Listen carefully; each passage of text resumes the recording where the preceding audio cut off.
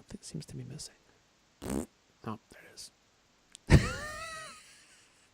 I'm not going to assign blame, Lewis, but all I'll say is you do need to see a doctor about that.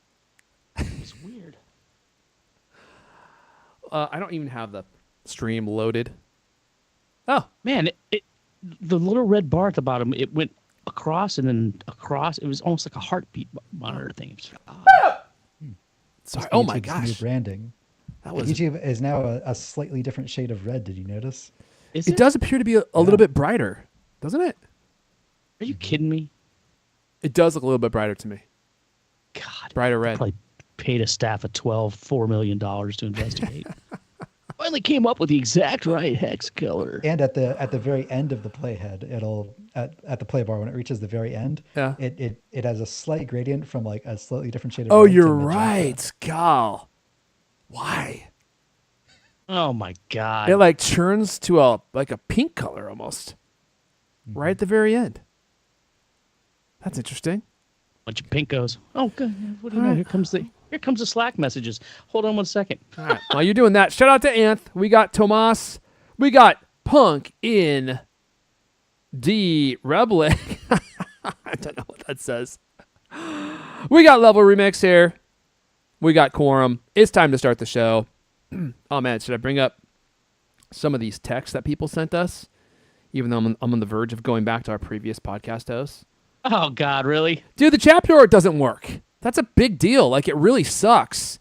And there have been some other quirks, too, that I have had to navigate, and I'm like, okay, this might be too much.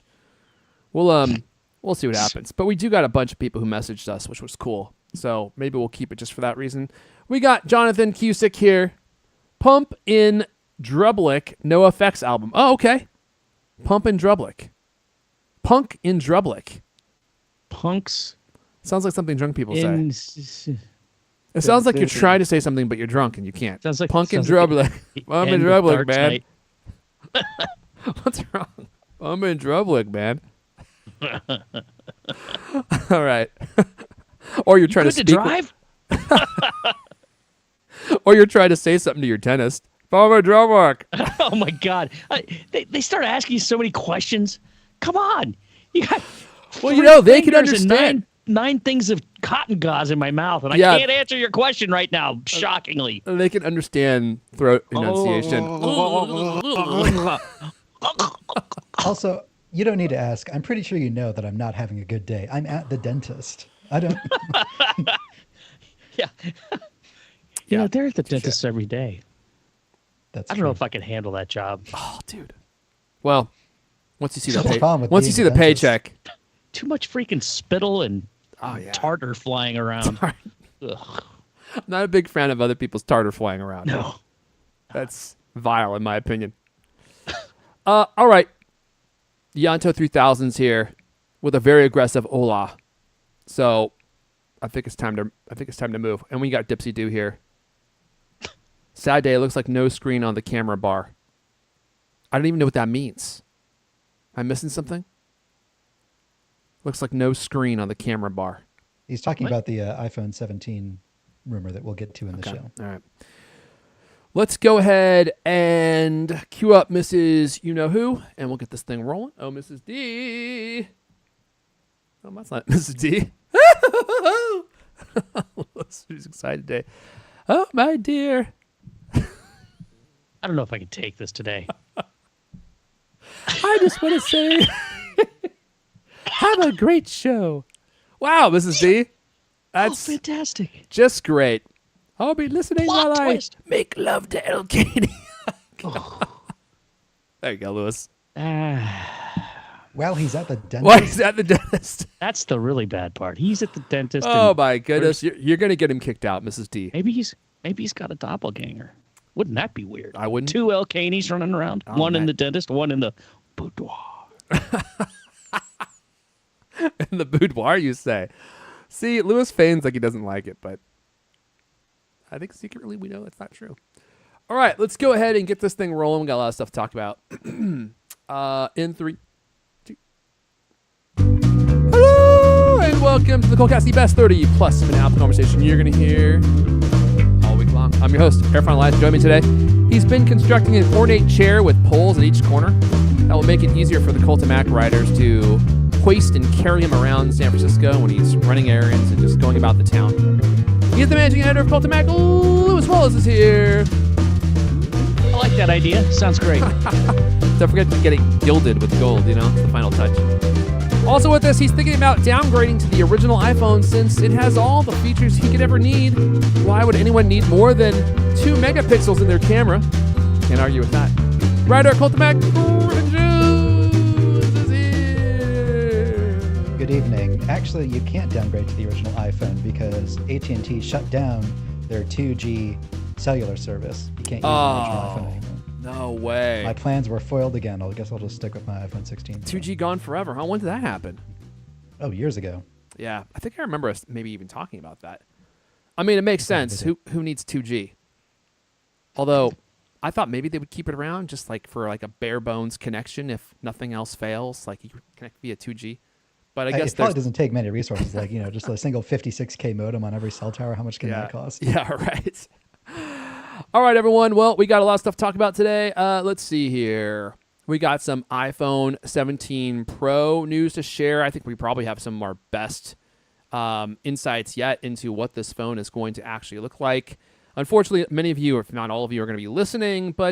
And actually, we just found out oh my gosh, our new podcast host doesn't support album artwork. So previously, and Griffin's been doing a great job with this, he put images in the actual album artwork so that you guys can see what we're talking about, even when you're just listening.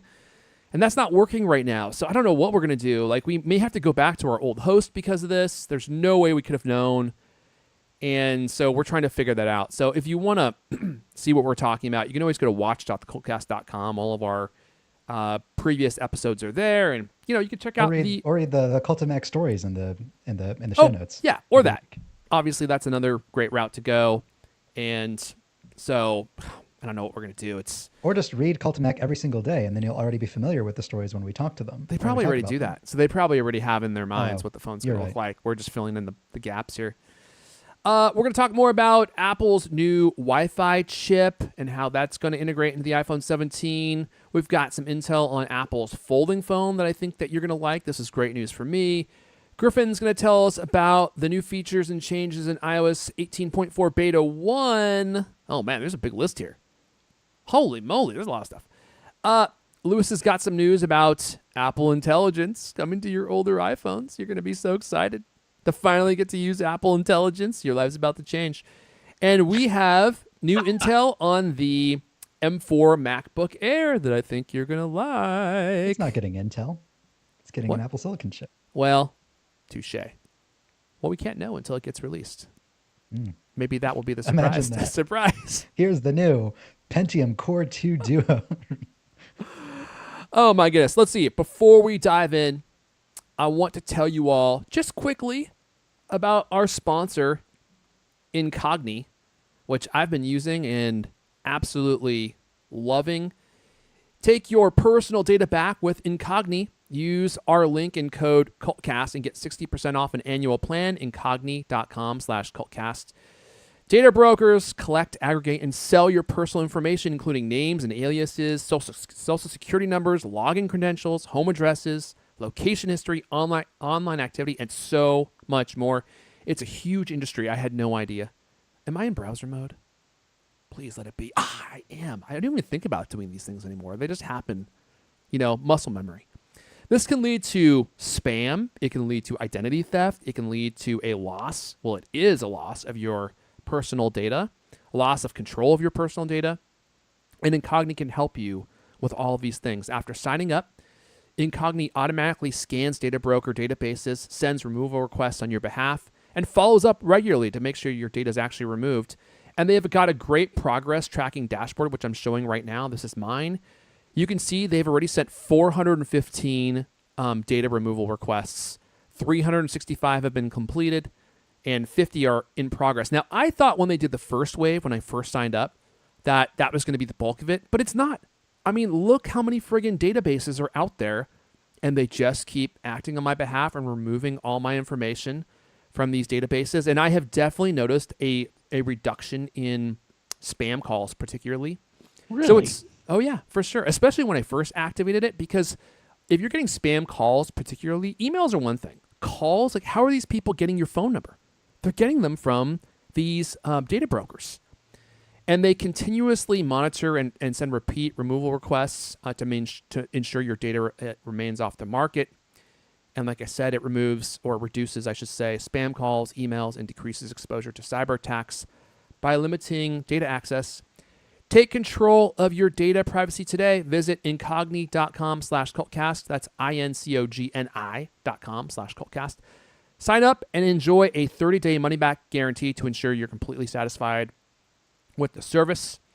And as I mentioned, you also get 60% off the annual plan, incogni.com/cultcast, when you use our link and the code cultcast when you make your purchase. All right, let's dive right in. Let's talk about iPhone 17, Lewis. Look at these new the new CAD renders CADs. we have. This is it, man. Look how huge that camera hump is. Mm-hmm. Supposed CAD drawings in the entire iPhone 17 lineup recently leaked out, possibly giving the world its best look yet at Apple's entire 2025 I think this is it, man. lineup. Mm-hmm. Whew, all appear in an image post on social media by Majin Buu. Mm-hmm. I like the way you put some flair on that. Yeah, I do what I can. Apple intends to significantly expand the camera hump in the iPhone 17 Pro models, according to these fine CAD drawings. Rather than only being around the 3 camera lenses, the hump will supposedly extend across the width of the handset, which we've talked about before, and actually is kind of good looking. I think it looks way better. Maybe better than just a half, like completely lopsided camera hump. You get a full camera hump. Yeah, it goes across the entire experience, which I think looks so much better. Side to side. Yeah, and it'll make it that way. It won't teeter as much either, right? Because you won't have that. How thick is that camera hump now? About 1.5 inches. Well, I haven't measured, but eyeballing it 2 to 3 inches in thickness. Let's see. Because the lenses will stay in the same configuration as the iPhone 16 Pro models, that little triangle you're used to, the hump will occupy about 1/4 of the back of the devices. As you can see, well, if you can see, it's just a big, thick band, basically just extending the camera hump all the way across side to side.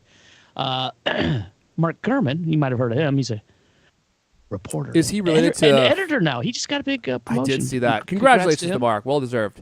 But is he related to Flark Sherman, the journalist we typically get insights from? Yeah, Okay. Yeah, they must they're be like cousins. From Moldova Same or lineage. something. Let's see. Gurman says that Apple's focusing on improving the video recording capabilities of the phone, though he did not elaborate on what the enhancements will be. Company's main goal with these upgrades is to make video creators and vloggers ditch their existing dedicated camera setups and switch to an iPhone Pro I don't know, man. instead. It's a tough sell. We've heard this before, too. Apple may ditch the Pro model's titanium edges for aluminum. Parts of the back in these CADs are rendered in 2 different colors because supposedly part of the back panel will be aluminum, but the rest will be glass. So that part of these CADs is very, it just throws you off. It looks weird. The red part looks like, what are they doing? What are they thinking? Yeah. But, the one thing I'm sure about with Apple is that if they make it, it'll look good. They'll find a way to make that look attractive. I'm kind of looking forward to the most of the back being aluminum instead of glass, or at least the area around the cameras, because I don't know, I've been looking at my camera bump recently on my iPhone 16 Pro, and I don't think the 3D glass effect is very attractive, I'll be honest. How you have the camera has a sort of table that the lenses sit on that's carved out of the glass as well. I don't really think it's a good look. I've been looking at older phones, like my iPhone, like an iPhone 10 that I have in my collection, and having the metal ridge around the camera, I think is much more attractive. I like that look. So, yeah. Do you mean the glass back of the phone, or do you mean that glass that's around the camera lenses? The glass that's around the camera lens. I totally agree. Yeah, I totally agree. And I on. hate how asymmetrical it is. I really just don't love it. And I think it will look a lot better with having a solid nodule that goes all the way across, or a capsule, Lewis, that goes all the way across. Got an example iPhone 10 here for the people watching. The metal ridge around the top Yeah. around the camera bump. I mean, first of all, it's a lot smaller, but Yeah. I just think Look it's how a tiny nicer that look. is. That's bonkers. Yeah. God. Look at that cheap mirror finish too. Holy moly, you can brush your teeth in that thing. I don't know why you need to look in the mirror when you brush your teeth. This was never my personal phone. I never had an iPhone 10. I stupidly stuck onto my like iPhone 7 Plus for way too long. But man, every time I pick this up, I'm like, I mean, this was just peak iPhone right here. It's the perfect size in the hand. I kind of like the rounded edges. The glass is still tacky on the back, so it doesn't just like slip and slide out of your fingers. iPhone Very 10, that was a comfortable good phone. phone. Very comfortable. Hey, good segue real fast into one of our comments that people texted us. So you'll notice in the show notes there's an option to text us now, and a bunch of you did, so that was fun. And someone from Texas, they didn't leave their name, and they say, I hate to disappoint you guys looking down your noses at us lower price point peasants. Try saying that. I'm not disappointed, don't worry. But this is being sent from an iPhone 7. I have a second generation SE in reserve. When I give up this awesome iPhone 7, I do like to keep up with what's new and coming down the pike. I mainly use iCatcher for my 200 podcasts. 200 podcasts. Wow. Music, YouTube, weather stuff, Twitter, websites. Yes, I'm holding on to my home button from a peasant truck driver who, according to at least some of you guys, doesn't listen to your show. I can't help but think he's talking about me. I may have come across a little bit negative on the iPhone 16e last week. We got other comments to that effect. I'm not like my negativity mostly stems from the fact that I'm sad that people like this listener aren't getting a better phone with MagSafe. I'm upset on behalf of the people, not at the people. I'm a man of the people. I want the masses, the teenagers who have parents buy their phones for them, the old people out there, everybody who gets a work issued phone. I want them to get a great phone. And my anger at the iPhone 16e is mostly at the fact that they're not getting as great of a phone as I think they should. Yeah, same here. I'm not mad at this person. Look, obviously we all tend to upgrade more often maybe than other people might otherwise do because we want to play with stuff and talk about it on the show and stuff. But I know there's a lot of people that keep their devices forever. Now, that's not me. I love having the newest stuff. And even I don't upgrade nearly as often as a lot of Apple people in the media do. There are a lot of people who literally upgrade all their devices every single year, which costs them, tens of thousands of dollars. I wish I was in that boat, but I'm I don't need to upgrade my iPad every year. And I don't think that the amount of money it would cost would be worth the limited amount of content we would be able to get from it. I feel like you could just go look at it in the Apple Store a few times and you kind of get the gist, because they're not making so many updates that you need to own the thing for a year to be able to talk about it.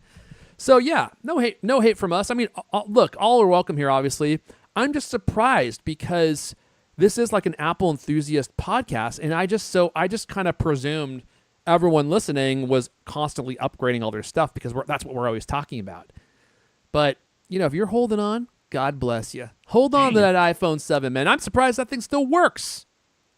Yeah, that's getting back there. That's pretty far back. That's one phone after the iPhone 6. And the iPhone 6 is when they went with the bigger screen. 2 phones after the iPhone 6. Oh, that's right, the 6S. Don't forget the Right. 6S. I did it. Success. I did forget about the success. That's why I'm here with you. All right, look. Well, maybe we'll read some more of these comments. If you want to leave us a comment. It's in the show notes at the very top. Send us a text. You can send it right from your phone or your iPad or whatever. Send it while you still can, while we still have this particular podcast. I don't think we're going to change, but did we talk about this pre-show? I don't even remember if it was pre-show or if we got it in during the recording. It was on the show. It was moments ago. How do I not remember that? We may end up going back to our old podcast host or to a different one because the album art or the chapter art is not working the way we want it to. Oh, man. It's always something, man. It's always something. All right, let's see. What do we got going on next? All right, Griffin, you want to talk about, since we're talking about iPhone 17, the Wi-Fi chip? The much hullabalooed Wi-Fi chip? Yeah, so Apple has long relied on Broadcom for Wi-Fi and Bluetooth modules for iPhones, iPads, and Macs. With Apple's growing taste for developing in-house chips, it plans to replace Broadcom's Wi-Fi module with its own with this iPhone 17 lineup. analyst Ming-Chi Kuo said on Thursday that all 2H25, whatever, that's just the term he uses, all iPhone 17 models will feature Apple's in-house Wi-Fi chips. However, only the iPhone 17, Air, the slim model, we don't know exactly what it's going to be called. Only that slim model will have the C1 modem. Beyond cost reduction, the switch to in-house Wi-Fi chips will enhance connectivity across Apple devices. So, as with Apple's C1 modem, which debuted in the iPhone 16e, Apple's first-gen Wi-Fi radio might not offer significantly better performance or new technological breakthroughs. It'll be, just a standard Wi-Fi 7 chip, really. But it'll probably be much more power efficient, and it might add that special sauce between Apple devices to enhance their continuity features. Like, you can't use a lot of different continuity features simultaneously with each other. Like, if you're using wireless CarPlay, then you can't AirPlay anything, or you can't AirDrop. Weird limitations like that. If you're using iPad Sidecar, then you can't use iPhone mirroring. It has a iPad Sidecar. Yeah. You don't use that but, on a regular basis, Lewis? Forgot it existed. I think there's other Vision Pro limitations, like if you're using Mac Virtual Display, then you can't use iPhone mirroring or whatever. But presumably, if Apple's making their own chips, they might be able to, introduce new features and make it more powerful. That'd be awesome. It'll make it better, and then the EU can talk about how terrible it is and fine Regulate them it for away. Yeah. No, it has to work with every crappy Android phone ever made. And every iPhone ever made. Forget about that. Well, that's good. I mean, I'm not surprised to hear that Apple's planning on using their new fancy Wi-Fi chip across all their phones. I was surprised to hear that was not going to be what they did, because why wouldn't they use it for every single phone forever going forward? So it's not surprising for me to hear that they're going to be using it everywhere. Although we did hear that it was going to be iPhone 17 Air only. Did you read any of those iPhone 16e reviews? I mean, people were talking about the battery life. One of them was like, "Oh yeah, I used it for an hour, and it went down, didn't even go down 1%." It's it sounds like the battery life is astonishing. I guess due to that C1. I did hear that it was more, but I also, when people do battery life tests, it's like they're comparing oftentimes a new device with a device that's been around for 6 or 7 months, and it's like, okay, well, not exactly. Like, if you wanted to do a fair test, you'd start with all brand new devices, right? With all brand new batteries, which no one ever does. Hey, Well, Leander, you I'm also going to can't go do that because the first day you set it up, it does spotlight indexing and all this extra setup background tasks, so it's not really representative either. That's true. Oh man, can I tell you guys something? This is gonna make you guys hate me. This is a You mean this is how a can it tangent. be? How I'm could that- gonna how- tell you something that is gonna make you all hate me. But I'm gonna tell you it because it's something that I was thinking about yesterday. I got a replacement MacBook Pro, exact same specs. Got the silver, and I was looking at that beautiful silver MacBook Pro last night, and I thought to myself, don't love the color. Oh my God. Kind of miss the space black, if I'm being honest. But the thing is, I'm not returning it. I dare you to take it back and go, I don't like this color. I want the other color. They're gonna have my picture on the wall. You remember me? That'll be it. I would burn my sources, like the discounts. People offering me discount. I'll never get another discount again. Dude, it's just the space gray is just the perfect shade. It's the silver and the black keys, I feel like are too contrasty, and the space black is too little contrast. The space gray is just perfect. Like, that's really just what I want. But unfortunately, that's not an option. So I'm not gonna return it. I'm gonna just go with the flow from now on. But I did think that was funny. I was like, I can't believe I'm feeling this way. Now I'm missing the space black and thinking that I don't love this color. Just think about the fingerprints. Just think about the Well, that is fingerprints. true. That is true. You don't have to clean it every 30 seconds. Yeah, that space back was such a fingerprint magnet. It was I couldn't live with it. I think you should get one of those wraps and have it just red, white, and blue. There you Go full Captain America. God, you mean like those shells that people put on their MacBook Pros? Yeah. You know what? I'll temper my reaction to that. Not me. Not something I would enjoy doing, Liz. Did you get a 11-inch iPad as well? I haven't replaced that yet. I probably will, but at this point, I'm just using this one device, and man, I was just looking at it last night, and I was like, you know the thing that I loved about the Space Black. I don't know if I mentioned this, and we're kind of going off the rails here. Is it put my eyes at ease? The silver is so reflective that I just find like my eyes are a little bit more strained when I'm looking at it, just because all the light is being reflected back at your face. Whereas with the Space Black, it was so blacked out that you just got very little reflection, and so it made it easier to like look at the machine.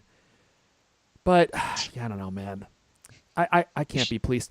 Oh, the other thing I wanted to mention, because someone commented on this, and I thought this was actually a great observation. They were like, I can't believe you would be so much of a D that you would use someone's discount and then return it and just leave them, SOL, which I would agree with you if that were the case. But before I made the purchase, I confirmed like 2 or 3 times. I'm like, look, I'm not sure if I'm going to keep this stuff because like this is a big experiment. If I buy the stuff and return it, like, do you lose your discount? And the person said, actually, no. When you return something, an employee purchase, the discount goes back to them. So you don't lose anything. So that person was restored. They were made whole. Otherwise, I absolutely would have just kept it. So I did think about that ahead of time because I was like, that would be a huge jerk move to like use your discount and be like, yeah, sorry, bro. Didn't like it. Good luck with your discount. Wait. I just had a brainwave. Yeah. Wow. Live here on the show? You get the Space Black one back. Ambulance. Okay. But then you don't wipe any of the fingerprints off of it. You just let the fingerprints build up, and gradually the color of the computer will lighten until it becomes space gray. You might be a genius. I had not considered that. A beautiful it will be like patina of grease. Iridescent gray. It's like it changes colors depending on the angle that you look at it. A murky be pond with oil on the top of it. Murky oil spill gray. Okay. Something to think about. And it's funny because I spent so much time in the Apple Store looking at the silver, looking at the Space Black, going back and forth. They must have thought I was totally insane. I was like literally putting the machines together. I'm like, I had my face inches from the actual MacBooks, and I'm going back and forth. Dude. You are definitely on a I list. should have just stuck. With it. Let's see Maybe here. You should just go get a can of spray paint, man. Yeah. Space gray spray paint.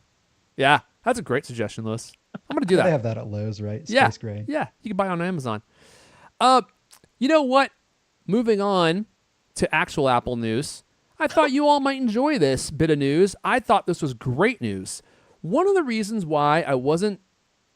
Well, let me rephrase this. One of the things I was leery about with Apple's, upcoming folded iPhone, and I don't know if you've used a folded phone, is they all have like these really horrible, ugly creases on the screens when you unfold them that you have to look at while you're interacting with your screen. Well, apparently that may not be something you'll have to worry about with Apple's folding phone. I guess we shouldn't be surprised, but they've somehow figured this out. This is coming from the information. They indicated that Apple would never make a folding phone with an unsightly screen crease, and apparently they finally solved that problem. Quote, Apple has started preparation to produce a foldable iPhone, reported ET News. I guess they had to translate this. Apple is said to have significantly improved the display crease, which was considered the biggest drawback of foldable smartphones. Now, that's a significantly decreased, not removed. So the breakthrough comes out of Samsung Display, which will be displaying or supplying the foldable panels to Apple, which is funny because their phones are the ones that fold and they look pretty horrible. This most recent report from ET News and one from the Wall Street Journal in December both said Apple had picked a book-style design.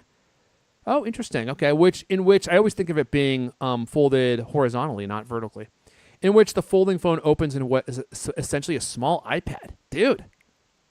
See how thick this thing is. The screen will supposedly be bigger than the 6.9-inch iPhone 16 Pro Max. Another of Apple's design goals, aside from not having a screen crease, is that the device be no thicker than a current iPhone. Wow. Just keep reading. The answers just come. Dude, that would be pretty insane. To release a device that's no thicker than a regular iPhone and yet also folds? I don't know how they would pull that off.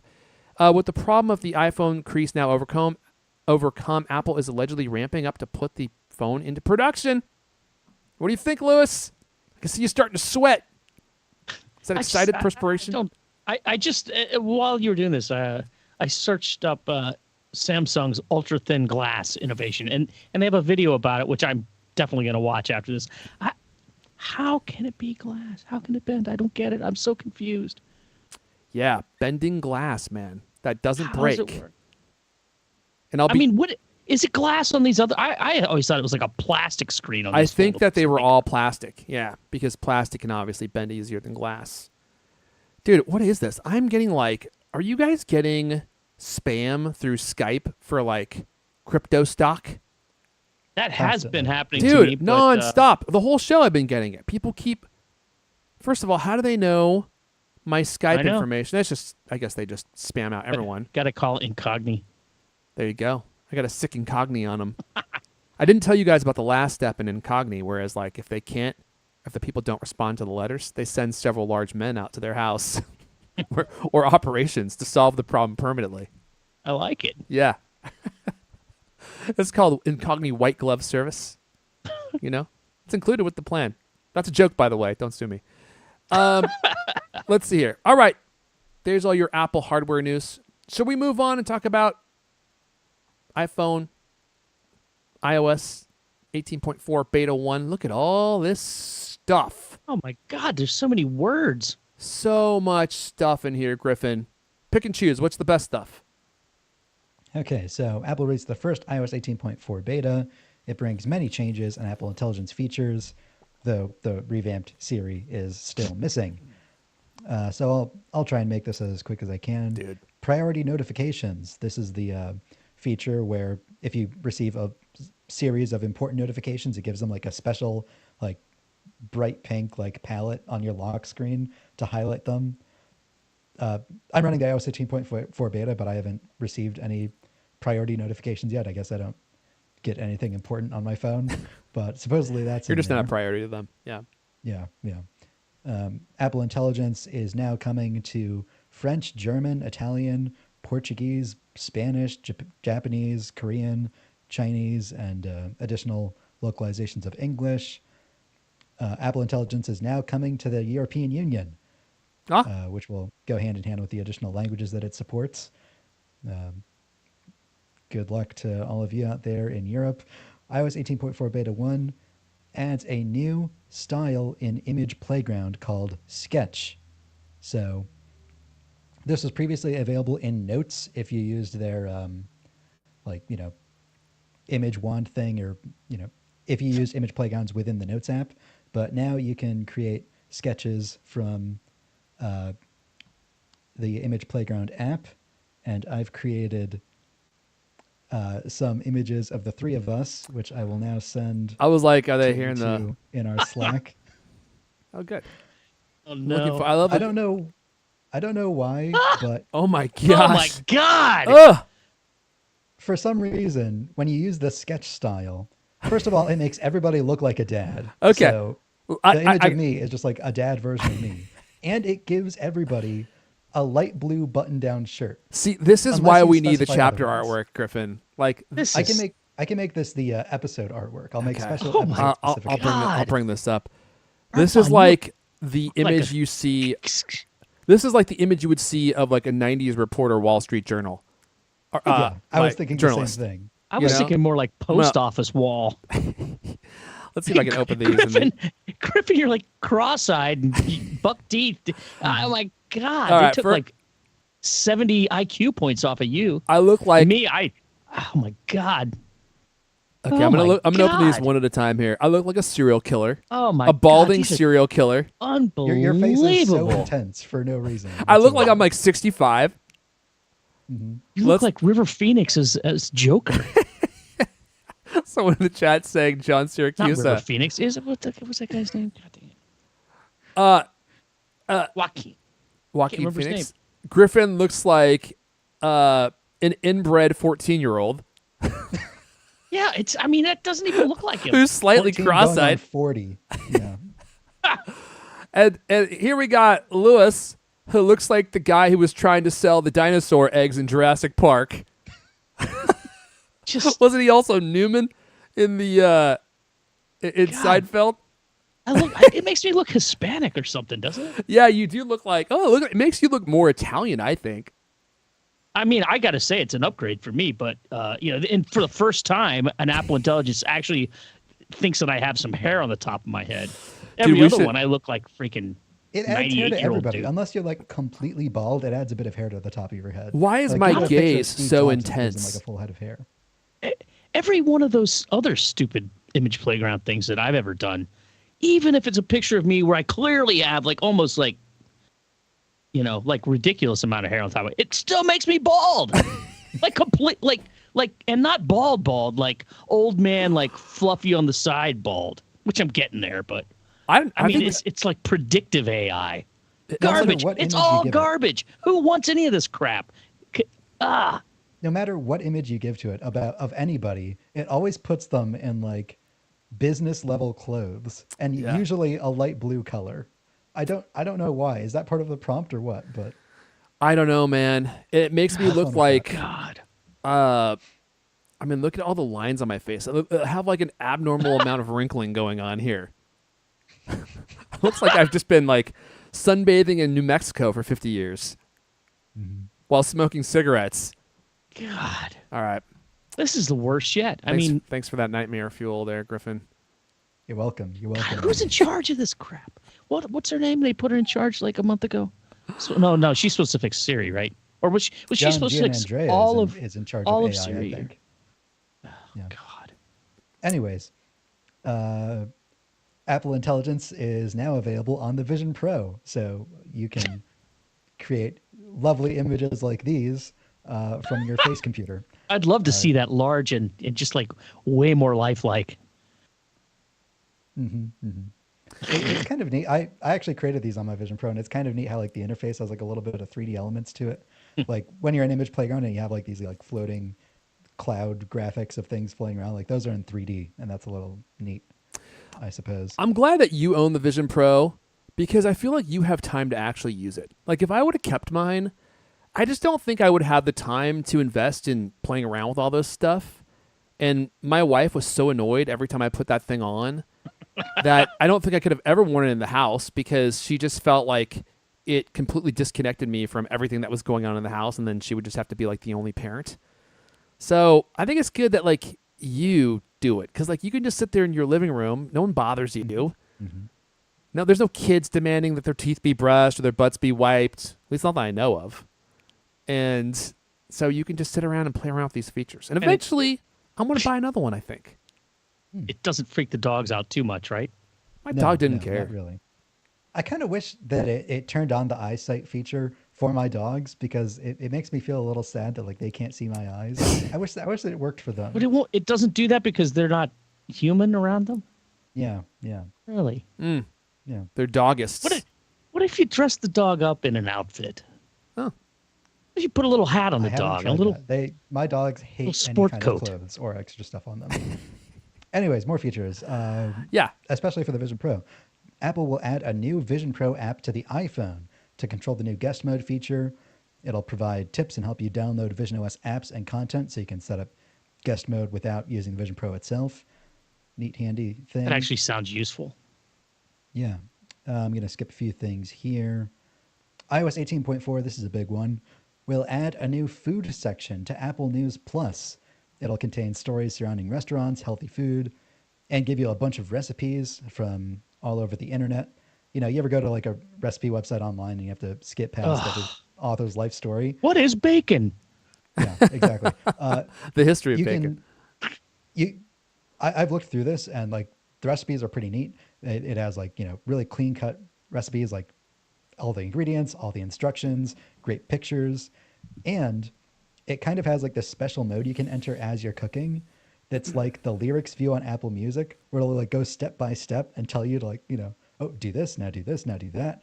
It has like buttons where you can just How launch does it timers, advance? stuff like that. How does it advance if it's scrolling down?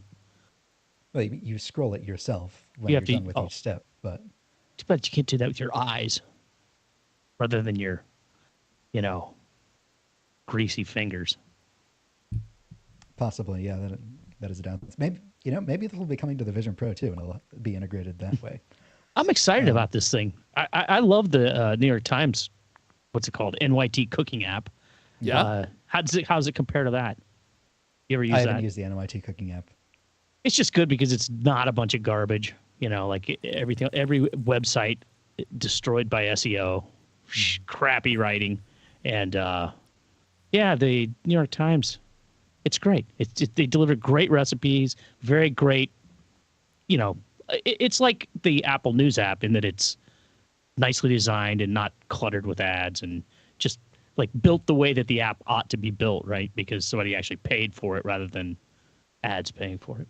Yeah. Yeah, so I'm browsing through right now. They have recipes by like the Wall Street Journal, Food and Wine, Delish, National Geographic, Epicurious, Bon Appetit. A lot of great websites. It's a pretty handy interface. I'll write a how-to on it when I eventually have time for it. Excellent. It's pretty neat.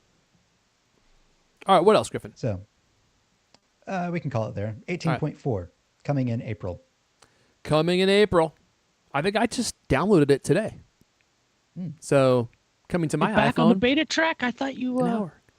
I'd go back had and enough of forth. that. So like once the iOS is established and released, I usually switch to the beta at that point because then you get the updates faster, right? What I don't love is trying a new an entirely new version of iOS. So like iOS 19, right, or whatever. Because that's the one that's always super buggy, that bricks everything and makes nothing work.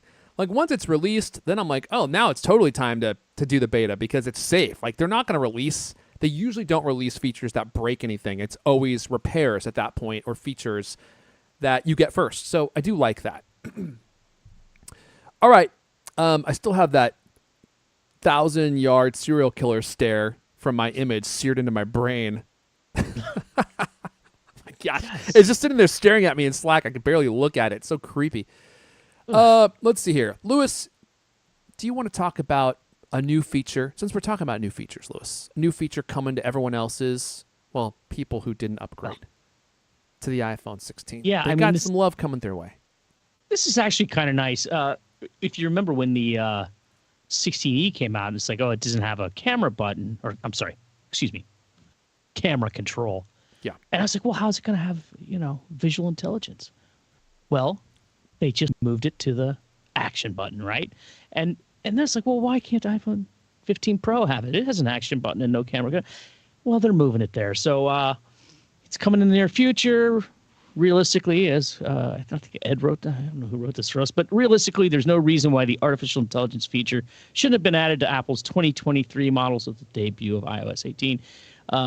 If you don't know about it, I mean, visual intelligence lets you use the camera control, or in this case, the action button, to identify things. Like I was using it the other day. When on a hike, you can point it at plants. It tells you what the plant is. You point it at your cat. It'll tell you what breed of cat or whatever. And it also does things. I have never tried this yet, but I think if you see like a flyer for an event, you can use that to add it to your calendar, right? Isn't that one of the features of visual intelligence? So it's actually one of the more actually helpful tools in Apple Intelligence. And so for iPhone 15 Pro to not have it was kind of a slap in the face. Anyway, the face has been unslapped. Apple's been adding or like a will lot be of soon. special features into the regular camera and gets it kind of crowded. Like if you want to copy text out of a book or like a poster, like using live text, it's kind of finicky to do that in the camera. And I like using visual intelligence like specifically for that, like, or scanning QR codes, extra stuff that the camera, isn't very good at doing. Yeah, so that's actually good news. I mean, Apple's doing the right thing, making this available to people who have a phone that's capable of doing it, the iPhone 15 Pro, and just don't happen to have that one special button. Yeah, which is fine. Fantastic. As long as you get it. All right, well, this is what y'all been waiting for. Is it? I think so. I've heard so many people say they're excited about this. People want to know about the M4 MacBook Air, when it's coming. And you know what? I might be a partaker of the M4 MacBook Air. Oh, come on. Not for me, though. What color are you going to get? Probably come in space gray. I think it does come in space gray. Just to taunt you. Dude, I love the MacBook Air. If I could just get away with a MacBook Air, I probably could. you can get away with a MacBook Air. Not with my It's very plans. capable at editing video. Not with my plans. It's got big plans. But you're probably right. If the plans never come to fruition, particularly, the M4 MacBook Air would be all I would ever need. You spend And much even- time Almost driving March, and back you and haven't made your forth first between the YouTube app. video I yet. know. That's what I'm saying. So, but my wife, I think, may need a new MacBook Air. So I bought her. This is one of the biggest mistakes I've ever made. I bought her a MacBook Air, I think maybe 2 years ago. I got her the M1, but I got the 8 GB RAM version because I thought it would be enough for her.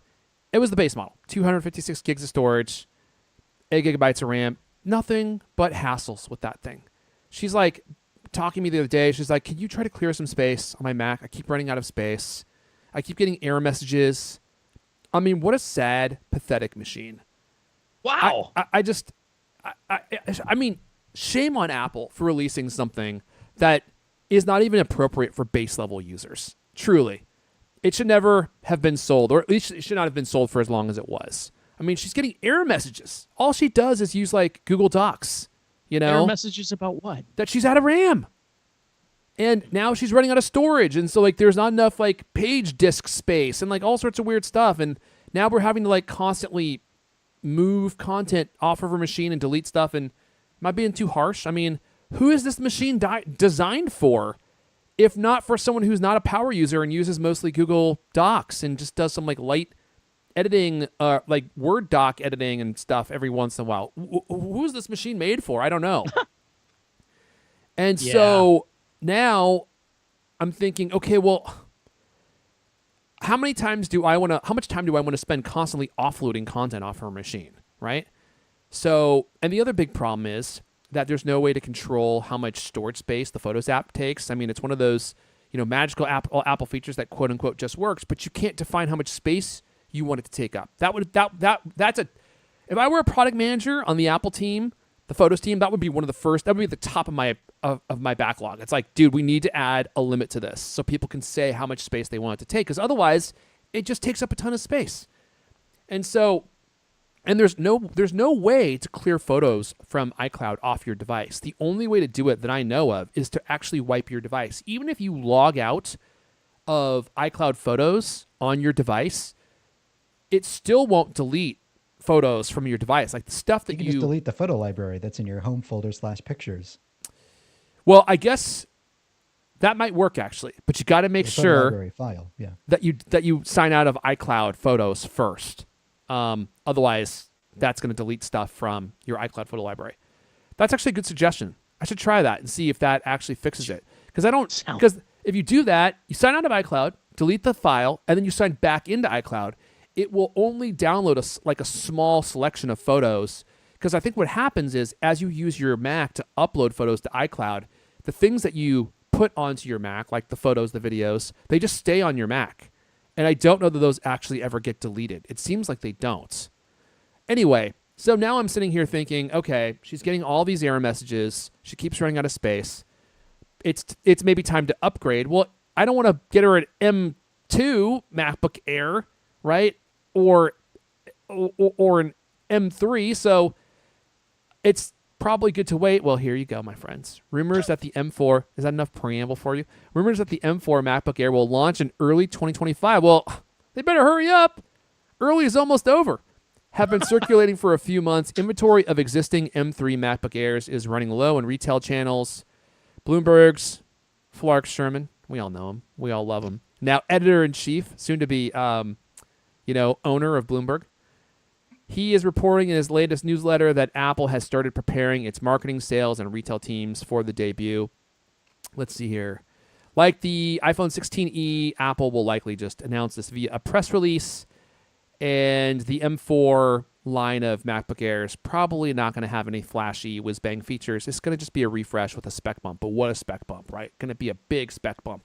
And the play may be to get the M3 on refurb, because they're going to drop the price of the refurb, and that's going to be a super cheap machine. And the refurb MacBook Air is going to be a great machine for years to come. The M4 is going to be a huge leap forward, just like it was in the MacBook. I feel like you'll want to get the M4. You probably will.